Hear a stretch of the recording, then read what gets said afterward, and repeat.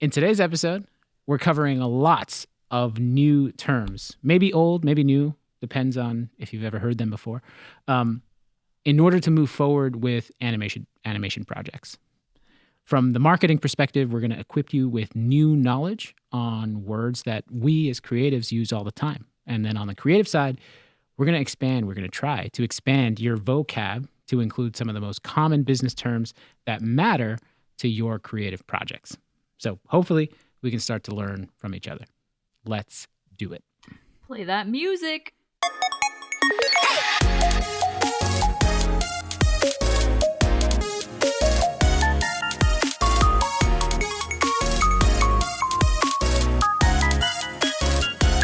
Hey there. Welcome back. Hope you enjoyed that song. Oh, boy. My name is Will. And I'm Kathryn. This is Behind the Pixel, an Open Pixel podcast, the podcast where we try to bridge the knowledge gap between those who buy creative content and those who make it. For sure. Who's making it right now? Are you making it? Who's making it? Like making like a comeback kind of thing? I don't know. I'm thinking about making it. Yeah. That show, Making It, is pretty good. That's true. But who is making it right now or making a comeback? Jennifer Coolidge. 100%. That's true. Yeah. Yeah. She's been awesome. Killing it in things like White Lotus. Totally check it out. So good. We could talk about that for the rest of the podcast, but to not get into any spoilers. Go Miss Coolidge. Yes. Do your thing. From Massachusetts. Look at that. Oh, really? Fun fact. No way. Really? Yeah. From where? Very small town. I think Norwell. Norwell. I could be saying that wrong. It's not Newton. Well, Massachusetts has a bunch of you would look at the right, word I'm not originally from Massachusetts. Like Worcester. So like, how do you spell Worcester? I could be mispronouncing, but good for her. But so today we're going to get into a different topic altogether.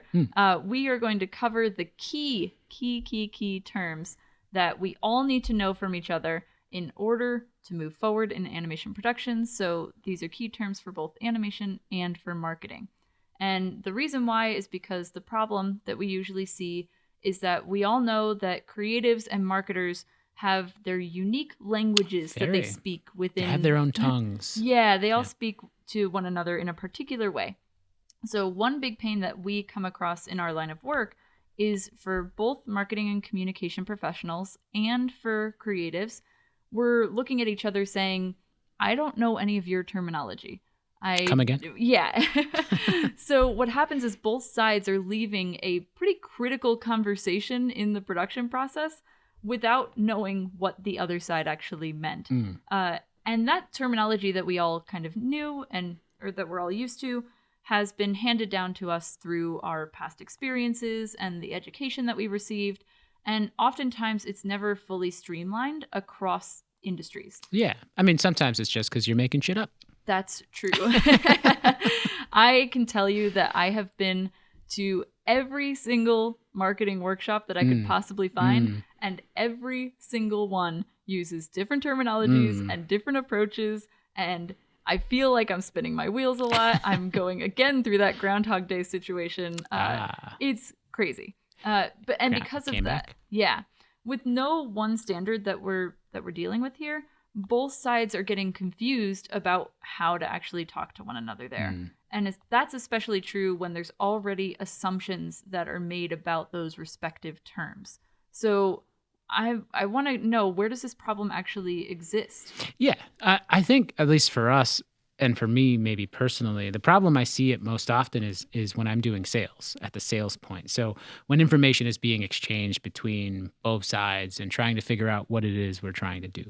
On the creative side, we're explaining the workflow before a project starts. Maybe we're discussing options about what style types we're talking about, and figuring out how you're going to execute on the creative that the strategy person is talking about. What's the communication strategy here? On the marketer side, they're explaining the needs of their project, right? Which are critical to making the project profitable or beneficial or effective. All of the above. So it's going over your ICP. It's giving us a sense of your buyer's journey. It's fully understanding the value prop that your product or service has. So all terms that sometimes you might not be thinking about.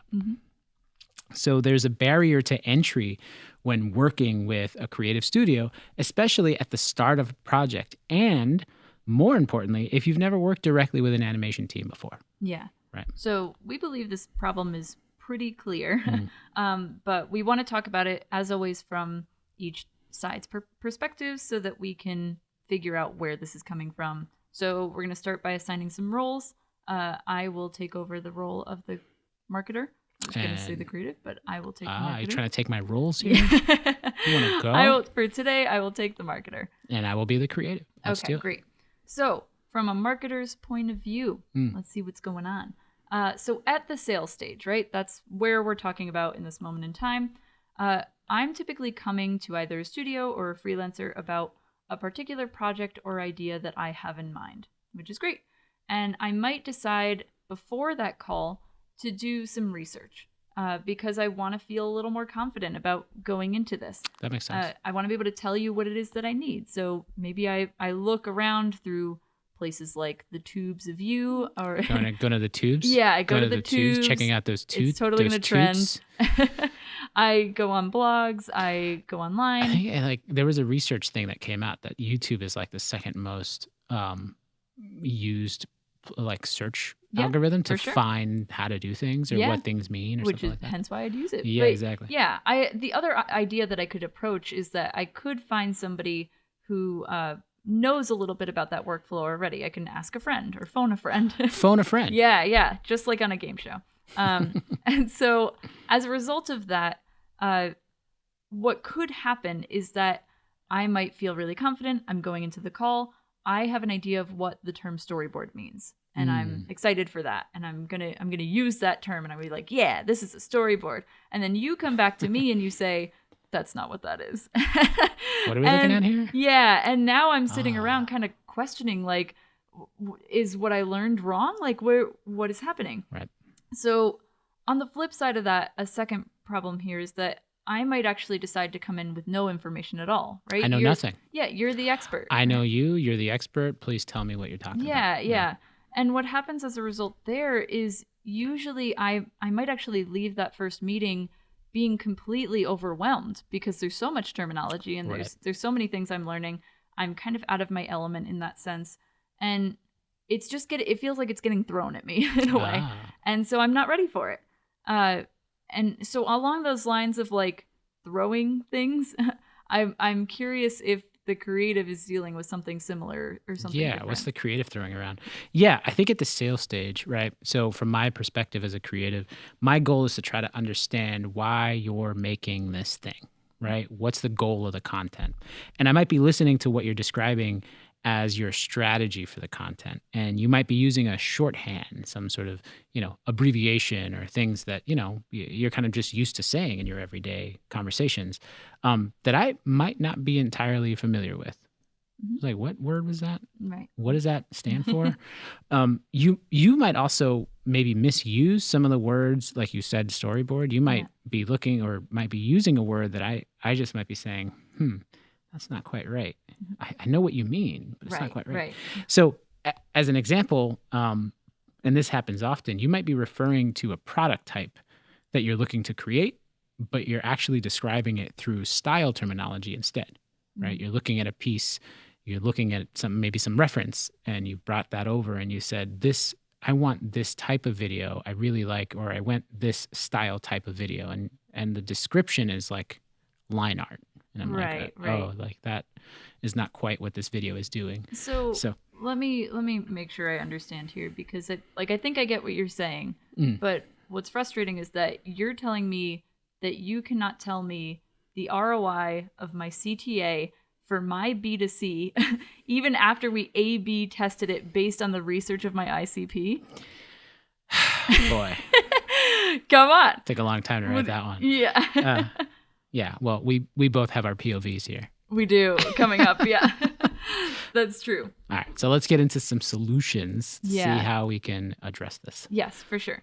So what we're going to go do today is we're going to go over a bunch of different terms that the other side should know about before you get into a conversation to figure out how to get your animated project completed.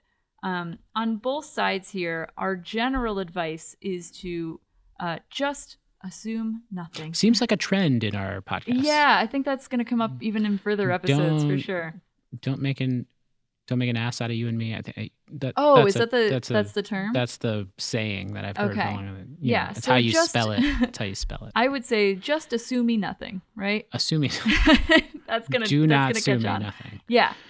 So and respectfully, you can just pretend that the other side doesn't know it. That's okay. You can take note of whether or not they're using the terms that you know correctly or incorrectly.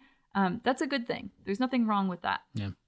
It could be an easy way of then determining what their experience level is. Yeah. And you can try to catch yourself when you're using a production term. Like all of a sudden I'm explaining something, but I'm as a creative, maybe I'm talking about keyframes and you might not understand what that means. Yeah, and I have to catch myself. Yeah, I throw that around a lot. Like I throw terms around all the time, assuming that people know. Right, but we have to catch it. Yeah.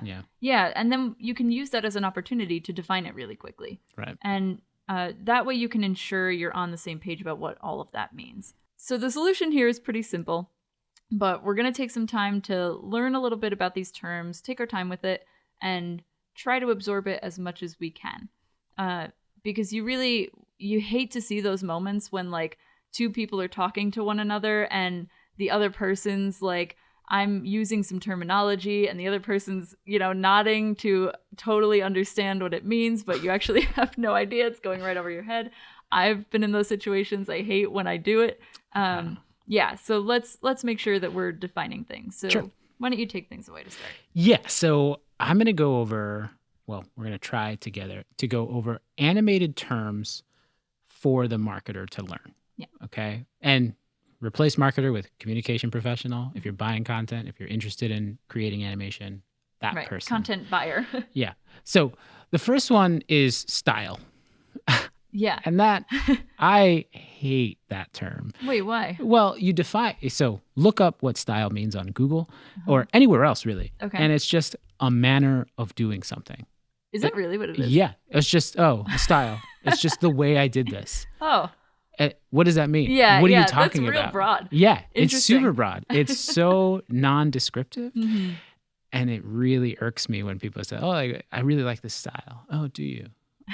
And there is style like that exists. It's just to define it as a way to get something done is really hard for people to get over. Like for me to get over, it's a me problem. This is my problem. I'm glad you're aware that it's you.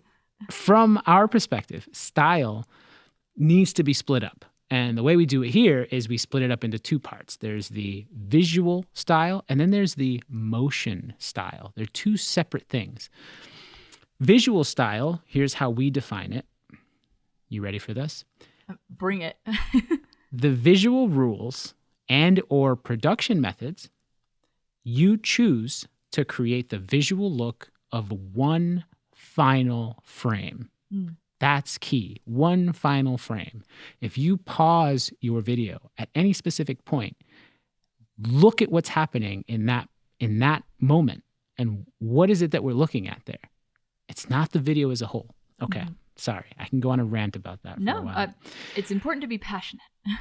Motion style, different. This is a little bit more complex, but hear me out. How the motion principles of animation are applied to move the visuals on screen. In animation, there's something called the 12 principles of animation. Been around for a long time. You don't have to know the 12 principles of animation as a marketer, as a communication professional to try to understand what's happening. But you do need to understand that the motion, you should separate that out in your head. How is it move versus what does it look like? And those are really the two questions that you really want to think about when you're talking about style. Yeah.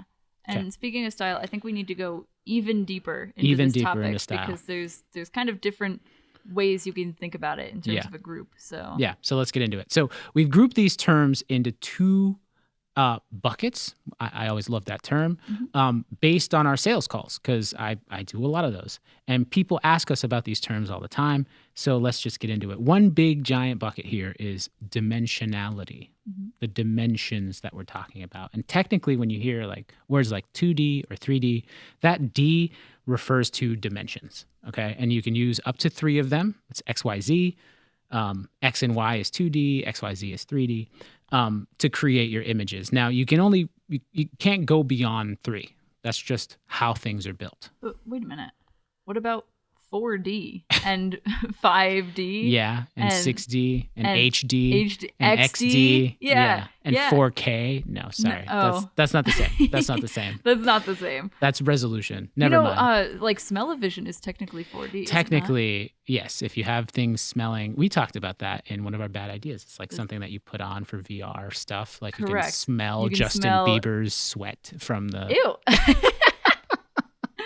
Yeah, smell-o-vision is not coming around anytime soon. Oh, I don't know, man. Yeah. Someone's working on it. Yeah. Anyway, another problem you face today around 2D and 3D is that it's really easy to fool people. I can fool you in creating 2D elements that look 3D.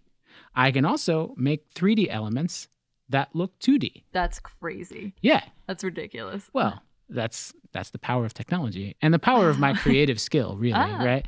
So some questions you might want to start with is, what am I showing my audience, right? And then you might want to ask, do I need to easily look at this product or service or method or thing from a different visual angle, okay?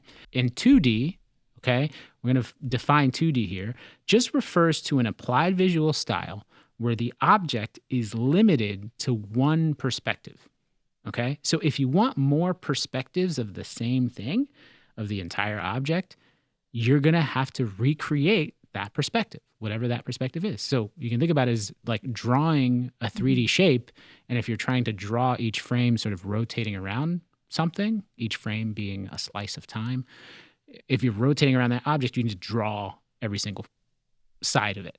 Right. Okay.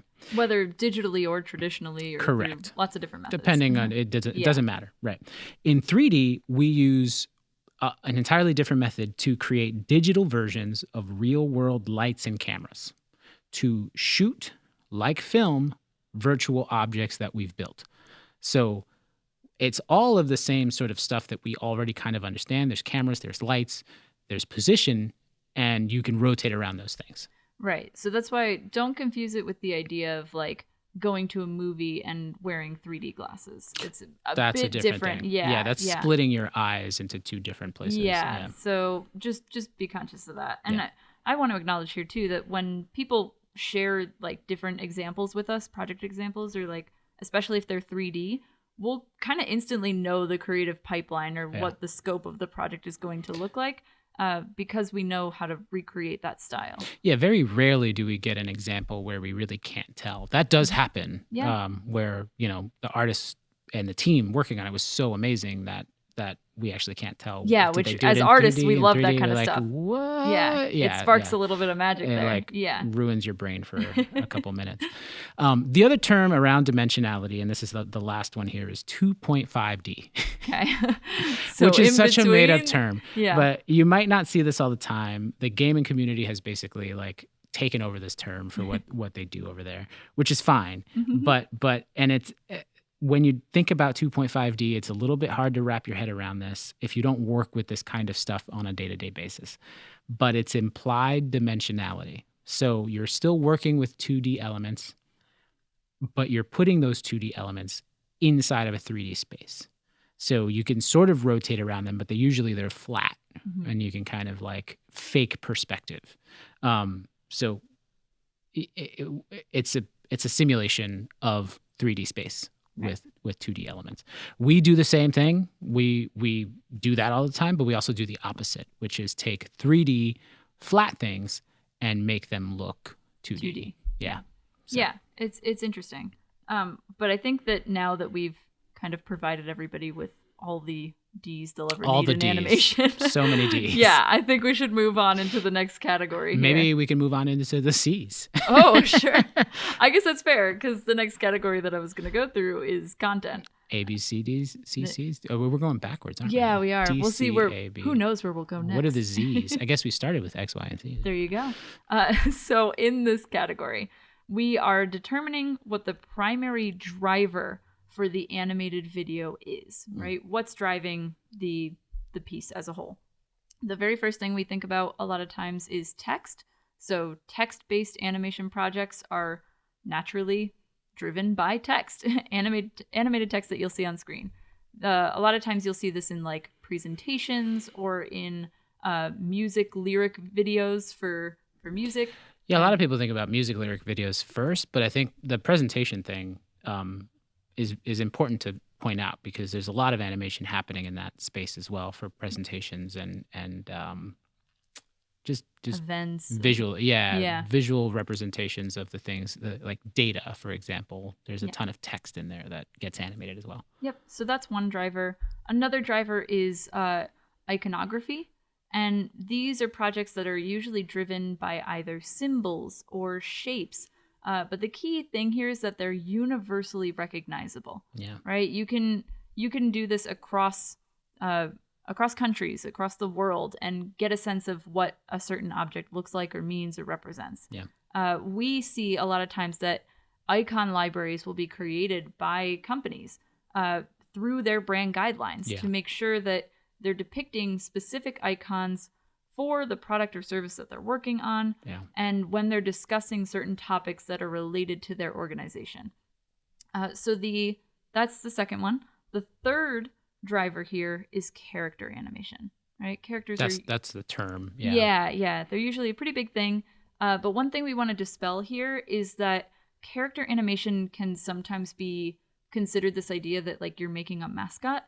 And especially from a business case, and we want to kind of dispel that a little bit. There are clearly cases that are like very true to that. If you think about the Geico Gecko, if you think about more controversially recently, the M&M's candies. Yes. Yeah. Is she sexy? Is she not sexy? How sexy is she? How sexy can we make this candy? Yeah, it's a whole thing. Yeah. Okay. But it's not entirely the case when you can use character animation for things like short-term campaigns, right? I don't associate the campaign Red Bull Gives You Wings, right? That was a kind of a long-term animated campaign, but it was, traditionally or digitally hand-drawn. And that, now looking today, I don't associate Red Bull with that commercial. I don't associate that character because they didn't take that character through.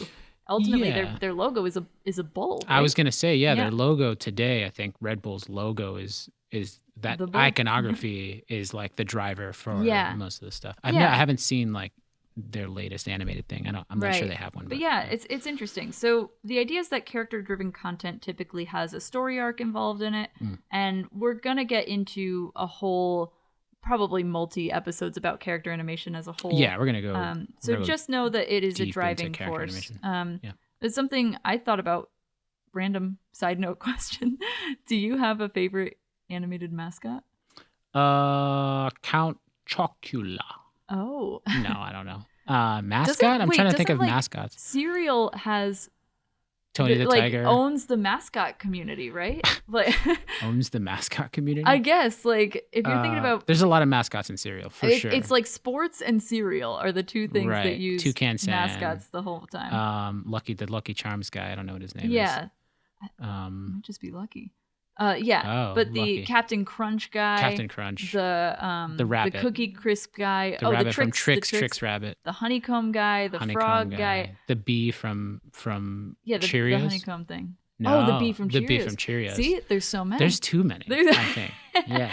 All right. Before we keep going into mascots, why don't we provide some great content in our next category? Nice. Okay. All right. Right. So our next category is methods of production. So in the words in these category really define the methods of production, how we got to the visuals on screen. So the first term here, big term, motion graphics, or how the cool kids call it, MoGraph. Ooh, the MoGraph. How trendy. I'm doing the MoGraph. Maybe that might tomorrow? Be like a dance in the future. I'm doing the MoGraph. Do the MoGraph. That's not going to catch on TikTok. But continue. What does it mean? Ooh, TikTok dance. Do the MoGraph. I think so. Personally, I think of these projects as like graphic design in motion. And if you have assets, elements, things that you have that are static and you want to make them move to make them be more clear, maybe you want to tell a story through those designed elements, you'll want to ask for motion graphics. We're looking for motion graphics. That's the term you want to use. Another term that you might come across, depending on the type of projects that you're working on, live action compositing. Live action compositing. Everyone kind of knows what live action is. If you don't, it's just shooting normal live video, live action. Compositing, maybe not a term that you're familiar with, but this refers to animated elements on top. So sometimes like light motion graphics on top, right? Still motion graphics, but they're being composited on top of live action. The deeper you go into this rabbit hole of like putting things on top of real footage, the closer you get to visual effects, to VFX, and post-production work. I think we mentioned that in the last episode. Yep. So we won't go too much down into that rabbit hole, but just know that live action compositing means that there are animated elements on top of live action footage. Right.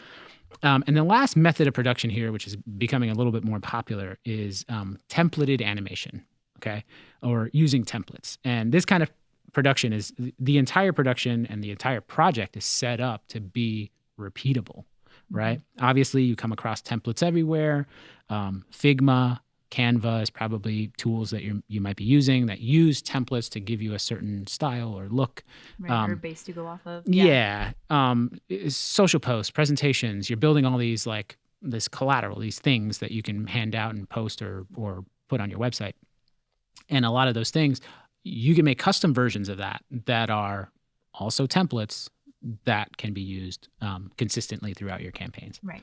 So we'll do a whole episode on templates, but the idea is still sort of the same. The objective of the project is to set something up that's consistently repeatable. You know, it doesn't take too long to contemplate contemplate a good method of production. Sure. I nailed it. You got to work on your pun game, man. You're right. All right. Let's move on. Okay, fair. So another, the third, I think we said at the beginning there might be two categories here, but a third category that we wanted to mention was bonus category. Yeah, a fun bonus. One of our favorites, actually. It's the commonly misused is what we call this category. Yeah. So these are terms that we hear a lot, but everyone seems to have a different definition of it. So we'll try to explain it as, concisely as we can. So the very first term we hear all the time is simple. Just come again, sorry. Simple. Yeah, no, that's not a thing. I just want simple animation. Right. I just want it to be simple. Right. What does that mean? So what is really happening here is that we're trying to define a visual style where the assets that are getting designed or created have less detail. That's pretty much it. We want less detail. Yeah. That's a good way to say whatever it is. Like, we want the visual style to have less detail. Right. Let's try to cut out the idea of simple and be a little more clear about what we and especially in animation, really nothing is simple. Yeah, that's true. Yeah. You can make things seem simple and be very complex. Like, you can have a very simple looking visual style with a very complex motion behind it. Yeah. You know who does that a lot? Google. Like, a lot of the animations that Google does, beautiful animations, they're very complex, very technical, amazing work. Yeah. Things to think about. Another misused term is rendered. Rendered. This is also not a way to describe a style or a motion. Nope. Yeah.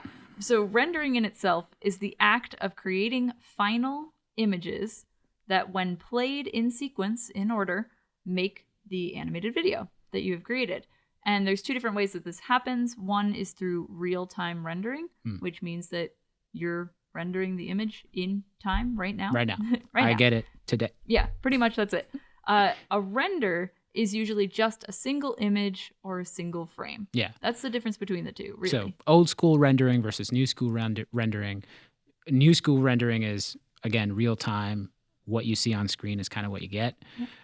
Old school rendering is like, I need to wait. Like, I need to poke a button and give it a process. And it's almost like loading. Like, it has to load until I get a final image back. Yeah, and both have their own specific purpose. Yeah, right? And a throwback here. Each frame on the movie Garfield. I don't know if you remember Garfield. Garfield. Yeah. That's where we're going. I was thinking about like mascots and things. Oh, anyway, I see. Here's some data for you. 960 hours per frame. Jeez. per frame with Wow. fur. This is way before, obviously. I don't know when Garfield came out, but Yeah. that's about 40 full days, 40 full 24-hour days one frame. for one frame of very So the inefficient. next time you watch the Garfield movie, think about that. Very inefficient. Very inefficient. Yeah. All right. Another misused term, kind of along the lines, speaking of Garfield, is the idea of cartoony. Ah. Cartoony is a term we hear a lot. Yes. Usually it Toony, is just cartoony. meant to be a style of motion. Motion style, not a visual style. You could have characters or elements that have cartoony motion applied to them, even if the visuals do not look like a cartoon. That's something to keep in mind. So we don't want to necessarily describe the entire video as something that's cartoony. It's how the objects are moving. Yeah. So typically that means you're breaking the elements or the proportions of the object or character. Visually, that means it looks like a character is maybe squishing down or stretching out or bending in ways that they wouldn't be able to do in reality. Right. So yeah, it's just adding a level of bendiness to the character. Yeah. But just remember, it's for motion. Yeah, not to say that cartoons don't exist. Obviously, yeah. cartoons are sort of their own form and category of animation, but that's taking into account all of it. It's the stories, it's the visual style, it's the motion, it's like the package is a cartoon. Right. Right. So at least in the context of, talking at the point of sale, like we'll try to avoid the idea of cartoony. Yeah. I mean, if you get presented something that looks like a cartoon, like character or something like that, then visually, you're saying visually this looks like a cartoon. Yeah. But try to avoid it when possible. That's true. Yeah. Same idea on the flip side of that is realistic, right? So this is a term that's used so often and so broadly that we don't want to recommend using this term for anything other than kind of the same idea of describing it just for motion style or just for visual style. A lot of times we'll hear a thing that says like, we want to make this tone feel realistic. We want this video to feel realistic. But what does that mean? Like the word realistic can be so misinterpreted in terms of the different ways it can be applied. So if you're thinking about it through the lens of like motion, that usually means that the character or object or shape is going to behave like it would in the real world, applied with gravity and physics and dimension, all that kind of stuff. But if you're talking about it from a visual style, you might want your scene or your designs to look and feel like they would, again, in the real world. Right. There's a term called photorealistic, which a lot of 3D houses, people who work with 3D all the time, are usually trying to achieve. Like a lot of the graphics that we have, all the animation that we're doing for live action compositing, usually is photorealistic. Yeah. So that you can't, you can't distinguish the animated parts from the non-animated parts. Right. Yeah.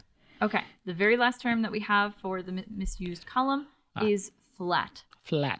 I think sometimes even we've misused this, but basically it's flat. When people use this term, they're usually talking about a 2D motion graphics animated video. Yeah. That's pretty much it. Usually they contain little detail in those objects or elements or characters or assets.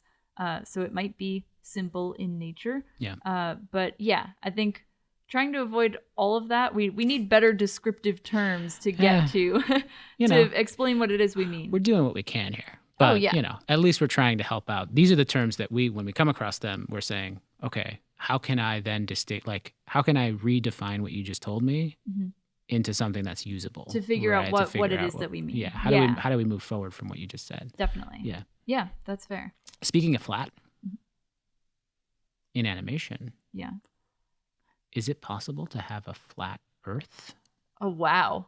You're getting conspiracy theories. I see. I hear conspiracy theories are really good for the YouTube algorithm. I don't know. It's all part of the plan. It's all working. So I hear we get more views if we talk about flat Earth. Yeah, no, probably. Well, boy. So I think technically, yes, you can animate a flat Earth, but because we're not getting into like science conversation today, why don't we jump into the next topic? Our next sort of bucket of where terms lie. Marketing terms for the creative. Okay? This is new territory here for creatives. Maybe, I don't know. Maybe you're a creative. You might know all these terms and skip this entire section. But here we're talking about strategy. And I know that everyone has their own definition of strategy, or you might know what strategy means. But I want to put it in the context of these creative projects for marketing purposes. The strategy is, from the marketer's perspective, how I plan to deploy the project once it's complete, right? What's the strategy for the video after it's done? It happens after the job is done. Lots of creatives forget about asking this part because it's so important to the whole animation. It can inform all of the creative ideas and choices that you're going to make. And so you should ask about what the strategy is. Right. So that's what we say. When we say strategy, that's what we're talking about. So in the strategy category, some terms you might hear: ICP, or customer avatar. Customer avatar, The Last Airbender? Oh, no, sorry, no. Customer avatar, The Way of the Water, I believe. I think we need more avatar, more like avatar-related things that don't actually exist in the same universe, just so we can add to this. What about memojis? Are those avatars? Yeah. Okay, that's a good question. There's also avatars in the metaverse. Anyway. Yeah. ICP, customer avatar. We kind of group these two. They're a little bit different. But the whole point is to ask, who are you looking to show this project to, and get a real sense of who that person is, right? So again, ICP stands for Ideal Customer Profile. These are usually imaginary descriptors of who would ideally buy a product or watch the project and gain something from it. Okay. So the marketing director, the strategist, the communications professional, the person, the creative lead maybe that you're working with, they should have a really good sense of who this person is, who this ICP is. Right. And sometimes an ICP might be defined as a business instead of a person. And that's when you kind of want to ask about customer avatar. Customer avatar is very similar. They're kind of made up words and languages. Sometimes it's honestly stereotypes of people put into some category and some buckets to talk about that person. And so you want to be careful here about the differences when you talk about customer avatar and pains, or ICP and pains. What are your customer pains? What are your customer avatar pains? That's entirely different than defining the actual person. So you want to kind of know both. Yeah, that's fair. Along the same lines, target audience, sometimes abbreviated as just target or audience, one of those two. It's a group of people identified as being potential customers of a business or of a strategy, right? So here's my target. That's who I'm going to go after, usually based on that customer avatar or ICP. Based on the data of even future projections. So meaning that the audience might change over time. So depending on that target. A marketer is almost always being conscious of where their audience is at the moment and where they will be in the future. So just ask about it. Who's your target audience for this particular project? Yeah, and make sure to ask target audience, because I think sometimes you can have a target that's usually like a long-term goal, right? Yeah, that's true. Yeah, for the strategy. Here's two that are in pairs, B2B and B2C. Okay. So B2B stands for business to business. B2C stands for business to consumer or business to customer. Right. These are very cool terms because it's B2 with the number 2. Yeah. B and B2. I think it's just out of laziness. I want to write the whole thing out. We got to shorten everything. Yeah. So, business to business means it's the business is selling to another business, right? Business to consumer, which means that they're just typically selling to a consumer. So those are just the differences. A company will describe itself as being B2B or B2C, which should instantly tell you what kind of target audience they're working with, or what target audience you'll be working with, depending on what you're doing. So you should always be thinking, though, at least in our opinion, any creative project should really be a B2C project, even if the company you're working with is a B2B project, because your video will ultimately be seen by a person, a consumer, right, inside of the business on the other end. So you want to understand who that person is. Who's the person on the other end of the business that's going to be looking at the project? Right. That'll continue to inform. Yeah. Because at the end of the day, in our opinion, every business is really a P2P. Ew. What do you mean? It's person to person. Oh, okay. But yeah, I think that one's a more recent one than P2P? Yeah. Well, I know P2P is peer-to-peer. Oh. That's where Napster and all those so maybe it is older. illegal downloading Maybe sites it's Yeah. yeah. I mean, even what was it? Even illegal app downloading sites, they were ahead of the curve. They need a vision statement. They need a marketing strategy. I mean, it's basically Spotify now, right? Like, oh wow, all right, you're going there. Yeah, I mean, did you not see No. There's a documentary on Spotify on Netflix. I don't know if this is a plug for them, but it's a great. I think it's on Spotify, but it started with they might take us down peer-to-peer from Spotify. No, they started with peer-to-peer technology, like the tech enabled. This is a long tangent. Yeah, but the tech enabled them to do P2P stuff. Anyway, there you go. So, next term, value proposition or value prop, as the cool kids call it. Always, we got to stay cool. What's your value prop, man? For the creative, the value proposition in the context of animated projects or creative projects in general, is just the benefits your clients' brand, product, service are going to provide their audience. What is the benefit there? That's important to know because it's going to inform some of those creative choices, right? Your value prop might be functional, it might be emotional, it might be educational. So it depends on who's watching and why, right? Depending on that target audience, that value prop is going to be different. So you can think of this as the reason that the audience buys into or watches the project in the first place. That makes sense. Yeah. Not to be confused with brand positioning. Why? Why? Here's how we define brand positioning. A position, usually written out as a document, that a business establishes to define how their brand is different from their competition, right? So this varies widely on how businesses think what matters in position, right? There's a bunch of ways to kind of think of this, but the idea in the context of the creative is to understand how their position will inform your creative choices. So an example might be, some brands want to take a stand, take a really hard stance on something, and that might change the way the AV script is written because the language might be different, right? So that's a thing on how to think about brand positioning. So value prop is how the brand's audience or customers benefit from the product or service or thing. And the brand positioning identifies how a brand is different from their competitors. Interesting. So, okay. Yeah. Yeah. I mean, I think that's pretty clear. I also want to acknowledge, I know this is a lot of content, so we're about, honestly, halfway through the strategy category. This is a lot. So if you want to take a moment, maybe we can stretch, we can grab some tea. Oh, you know what I'm looking for is a bio break. The way, audio listeners, the way he just looked at me when he said that was just ridiculous.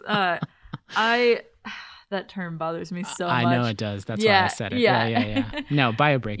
I'm pretty sure a bio break is usually when you're studying biology in the bathroom. I'm pretty sure that's what it is. That's what people need to do more. Nothing wrong with studying some biology. Yeah, come on. Let's learn something. Okay. All right, yeah. So we're still in strategy. Let's keep it going. Why don't you give us another category here? Yeah, a couple more terms here to go through. So let's talk about a campaign. Let's not affiliate that at the moment with politics and political campaigns.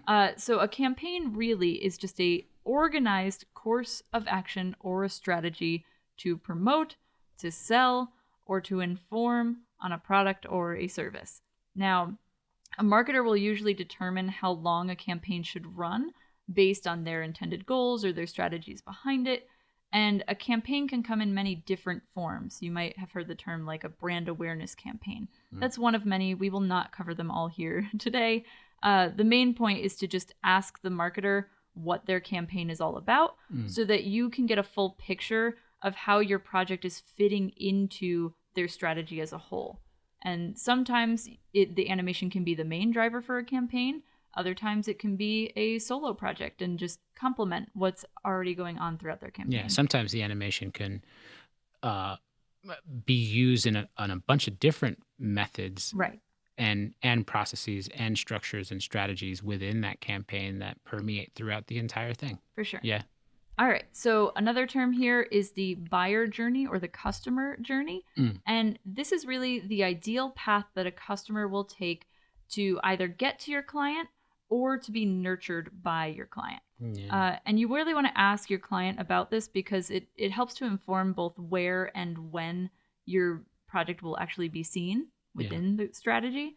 A marketer should be able to tell you that, the where and the when. Yeah. And knowing what that journey is will help inform your creative choices as a whole. Yes. So don't stop believing in that journey. Nice. Yeah. Well done. The final term we have in this category of strategy is A/B testing. Now, this is a term that marketers use as a way to compare two, maybe sometimes more options than that, but compare a couple versions to figure out which one will perform better, right? We see this often when a client wants to test out multiple endings of a video to see what gets a better response. You might want to ask ahead of time if they want to do this on their projects, because it might mean that you have to set up your project differently on the back end. And it might even inform some of the animation choices that you're making as a whole. Yeah, sometimes there are hacks that you can do to set up a project so that it's actually a lot easier to swap out those specific changes. Yeah. I mean, you can get really specific on A/B testing. So it could be a color change. There's tools for that.